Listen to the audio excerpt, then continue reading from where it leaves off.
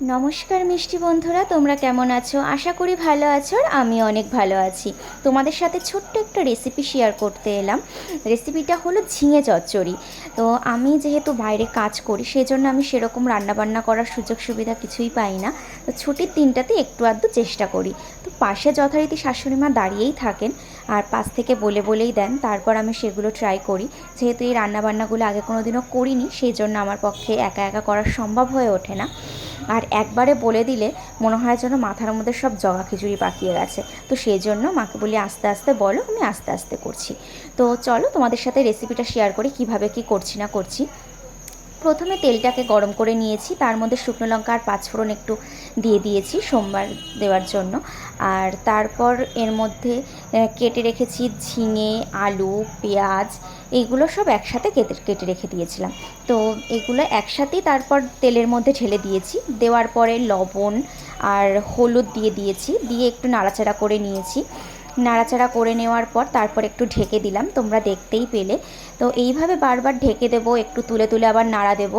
এইভাবেই আস্তে আস্তে দেখতে পারবো। যেহেতু ঝিঙে থেকে জল বেরোয়, সেই জন্য আর এক্সট্রা কোনো জল অ্যাড করতে হবে না চচ্চড়ির মধ্যে। তো ঢেকে দেওয়া হচ্ছে এই জন্যই, যাতে আলুটাও ভালোভাবে সিদ্ধ হয়ে যায়, ঝিঙেটাও ভালোভাবে একটু গলে যায়, আর জলটাও যাতে ভালো করে শুকিয়ে যায়। তো এইভাবেই বারবার করে ঢেকে দিচ্ছি, তুলছি, একটু নাড়াচাড়া করছি। এইভাবেই আস্তে আস্তে করতে করতে জলটা দেখো অনেকটাই শুকিয়ে এসছে। তো দেখো ঝিঙেটা অনেকটাই নরম হয়ে এসছে, আর আলুটাও অনেকটাই সিদ্ধ হয়েছে। আর যে লঙ্কা দিয়েছিলাম, লঙ্কাগুলো ভেতর পুরো ঘেটে দিয়েছি। এখন অল্প একটু চিনি দিয়ে দিলাম। তো একটু আগেই যে গলার ভয়েসটা তোমরা শুনতে পেলে, ওটা হলো আমার বোনের গলার ভয়েস। আমাদের বাড়িতে বেড়াতে এসছে দুদিনের জন্য। তো আবার ও চলে যাবে, আমি যেদিন কাজে যাব আমার সাথেই সেদিনকে বেরিয়ে যাবে। তো আমিও চাঁদপাড়াতেই কাজ করি, আমার চাঁদপাড়াতেই বাপের বাড়ি, সেই জন্য ওকে দিয়ে আসা নিয়ে আসা আমিই করি।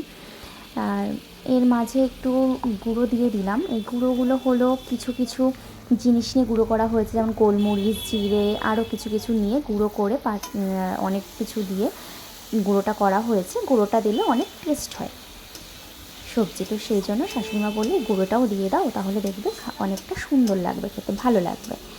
তো সেই জন্য গুঁড়োটা দিয়ে দিলাম। গুঁড়োটা দিয়ে এখন একটু এরকমভাবে নাড়াচাড়া করে আস্তে আস্তে তারপর নামিয়ে ফেলবো। বন্ধুরা, রেসিপিটা কেমন লাগলো অবশ্যই জানিও। তো দেখা হচ্ছে নতুন একটি ভিডিওতে, ততক্ষণের জন্য টাটা।